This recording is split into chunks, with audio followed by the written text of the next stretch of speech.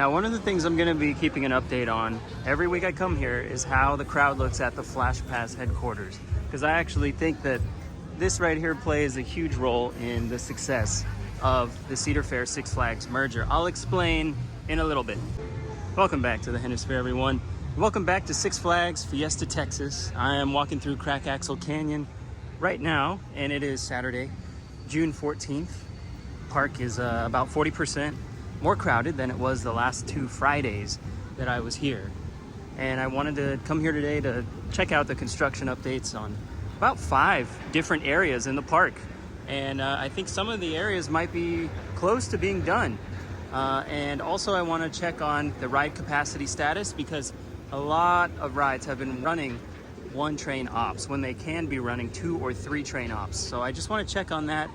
And also I'm going to talk about the Flash Pass system at some point in this video, because it plays a really big role in the future of this company. So let's go see some of the ride capacity updates.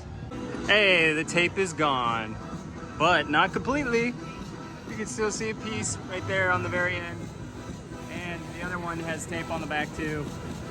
Oh well, they're doing better. Yeah, they got 90% of the tape off, but there's still a little bit. Now, last week I got a ride on Dr. Diabolical's Cliffhanger, and it was a lengthy wait, but that was because it was running 1 train. And today, it is still running just the yellow train. And the line, as you can see,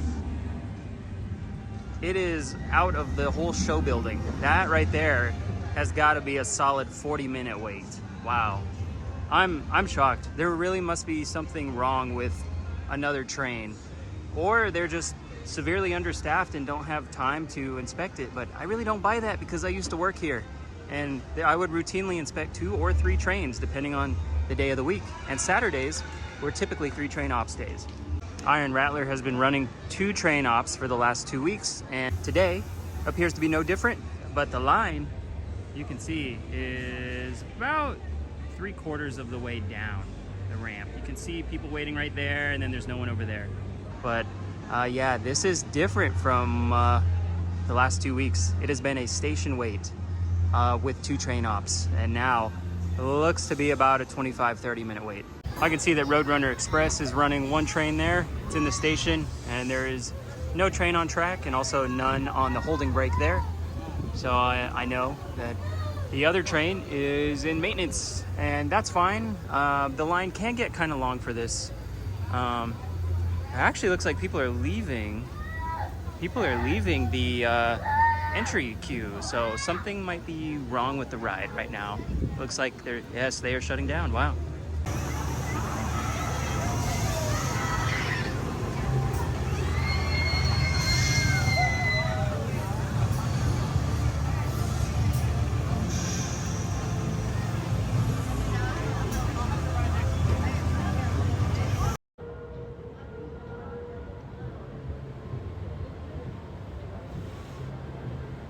Back here at Lone Star Lil's, and last time we were here, you could see all of this red, white, and blue fabric on the outside, and all of these ratchet straps kind of holding stuff together. That has not changed. It looks like the water level is definitely higher in there. The nozzles are not sticking out as much, it seems like, but look at the water coming out of it. Definitely is leaking, but I guess they're circulating water through up from somewhere else. Not a whole lot different from this side. The fireworks will be happening tonight. Oh, it says 9:15. Okay, so the park closes at 9, but the fireworks are at 9:15. Over here, they've gotten rid of all of those pallets and whatnot that were right around here. And they've mowed the lawn with a little autonomous lawnmower. And then this shed right here has been stained dark brown. And it looks really good. I think they still have that fun under construction sign, but I think this is pretty well done. It looks good, it looks clean. As for Kid Flash, I don't notice anything at all new. The red train has been back there since last year, and it doesn't look like anything will be changing. In the entry queue, it looks like a statue was removed, but that's about all I can tell.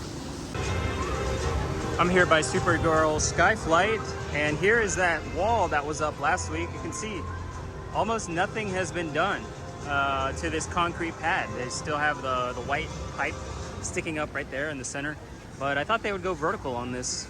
They have not. I see some sprinkler systems on the ground right there, so they really haven't done anything. They just moved some stuff out of the way from when they were pouring the concrete, but they have this big light pole right here, scaffolding, so nothing new.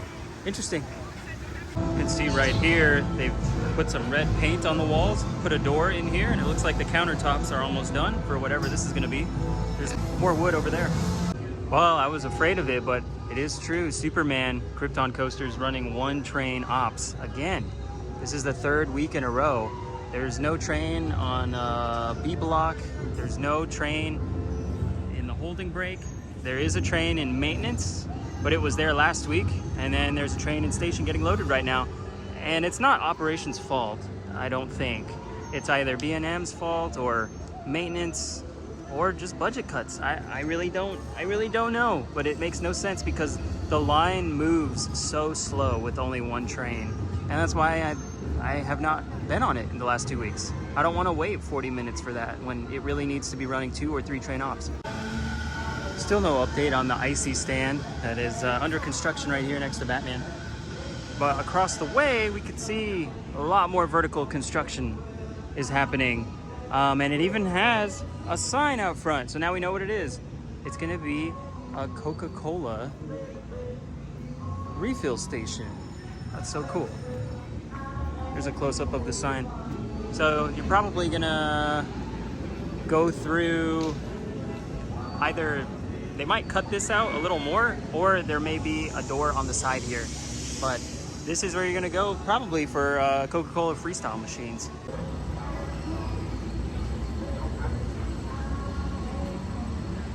All right, guys, I just went through the boardwalk and nothing unusual was in there. Wonder Woman was running 2 trains. I'm trying to figure out if Poltergeist is running 2 trains or not. So far, it's been about 2 minutes since the last cycle ended, so I'm gonna assume there's only 1 train operating. I looked at the transfer track. I could not see down that far to where the second train would be, but I'm pretty sure it's there. Anyway, my guess for what's happening in the park is really crazy. It's a really crazy take. I might have to make a second video just to get the word out about what I'm thinking. It is a theory, it's a rumor, it's not proven to be true, but I'm assuming there's some truth to it. There is 1 train operating on Superman for the last 3 weeks. There's 1 train operating on Dr. Diabolical's Cliffhanger for the last couple weeks. And Poltergeist has been running 1 train since a month ago, the whole month. And it is June. It is peak season. It is a Saturday. Iron Rattler just got up to 2 trains, but Superman, it has 3. Dr. Diabolical's has 3, and they each have a train in the maintenance bay that looks ready to go. So I understand if one of them is in annual maintenance mode, getting torn apart and put back together. But you would think that the park would want all of its coasters operating, so at full capacity, or at least more than 50% capacity. And I have to wonder, what is the reason for not doing so if they're choosing to do it for a specific reason? It could be tariffs, I get that, but I really think that it goes back to what I said at the beginning of the video about the Flash Pass headquarters building. If you think about Disney and Universal, stuff that separates those parks from Six Flags, specifically legacy Six Flags parks, is that everyone who goes to Disney and Universal wants to take advantage of skip the line passes. They want to not have to wait their whole day in line for everything, so they pay extra to skip the lines. But I don't know that people always do that at Six Flags. And when you hear the investors and the president of the new Six Flags company after the merger, you will hear that one thing they are trying to do is to make the parks, quote unquote, comfortably crowded. And to me, that says they're trying to make it so that guests spend more money. It's not just about having more people in the park. They want people to, on average, spend more money than they already are. They want these parks to be very profitable, all of them. So I think what's happening is they might be running these rides at less than 50% of their max capacity on purpose, so that the lines get longer, especially on Saturdays, and people turn to the Flash Pass to skip some of the lines because they don't want to wait. And in my mind, all of this makes sense because people are showing up. But if you can get them to spend a little more money, well, they're gonna have a better day overall. The people that can't spend the money are going to spend it. So it makes sense to me that some of this is being done on purpose. But also, it's saving on maintenance costs if you're only running one train out of 3 on your biggest coasters. That makes sense. So I think it may upset some people who visit only on Saturdays or Sundays, but overall, I think the company is kind of smart for doing it, because people who buy the season passes or the memberships, they come here every single week. They're gonna ride everything. It's the people who are only here for one day who have to pick and choose what they ride, and they're gonna pick and choose the rides that they can get the skip the line passes for. So that's just my 2 cents. I showed a little bit of this last time at Lone Star Lil's, but they are building something on stage. I'm gonna go around to the other side to give you a better view of it, but it looks to me almost like a haunted house layout. I don't know why they would build it here though in June. Also today they have some sort of barbecue thing going on right there. You can see smoke coming off the barbecue, and it looks like there's either employees or VIPs that are coming up to these people who are seated, and they're getting drinks and food provided to them. It's pretty nice.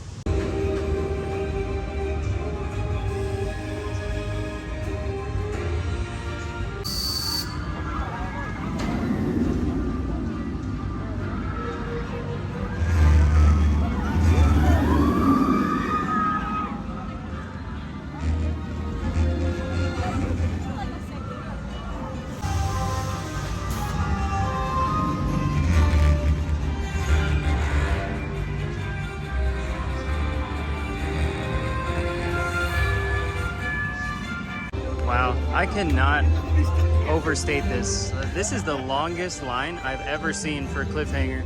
They have all of the switchbacks open. I really don't know the last time it was this crowded for this ride, but it is because they're running one train.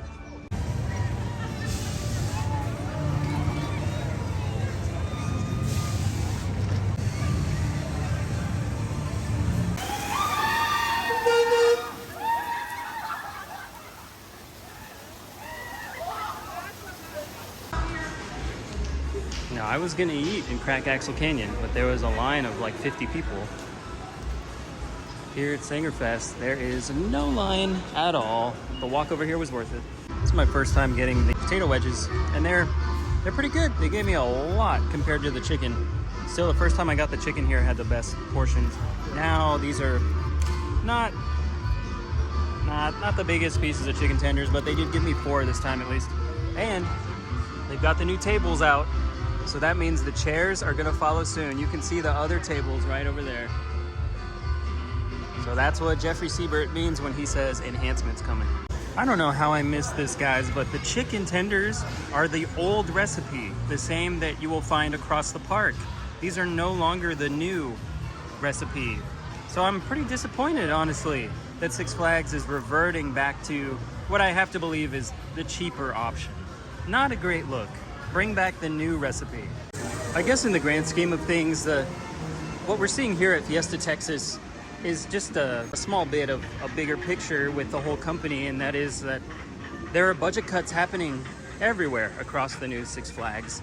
We've seen it with all of the park presidents no longer being referred to as park presidents. They are now regional presidents. So Jeffrey Siebert has been at Hurricane Harbor in Spring, Texas, and Schlitterbahn, New Braunfels, and Schlitterbahn, Galveston over the last week.